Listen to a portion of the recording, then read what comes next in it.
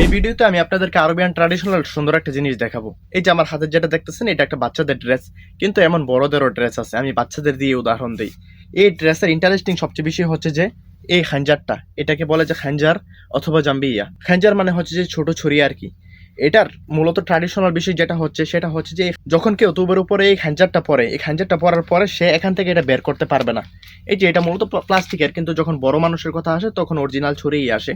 এটা পড়ার পরে কেউ এটা বের করতে পারবে না। যদি কোনো কারণে কেউ বের করে, তবে এটা দিয়ে কোনো কিছু হত্যা না করে অথবা কোনো কিছু স্বীকার না করে এটা আবার ভিতরে ঢোকাতে পারবে না। মানে এটা এখান থেকে বের করেছে মানে তার এটাতে রক্ত লাগাতে হবে, রক্ত লাগিয়ে আবার ভিতরে ঢোকাতে হবে। এটা একটা ট্র্যাডিশনাল বিষয় ওদের। মানে খাঞ্জার কোনো কারণে আমি বের করেছি মানে আমি এটা দিয়ে কোনো কিছু স্বীকার করে, কোনো কিছু হত্যা করে আবার ভিতরে ঢোকাতে হবে। এই প্রচলিত কথাটা মূলত সৌদি আরব আর ইয়েমেনের মধ্যে সবচেয়ে বেশি প্রচলিত আছে।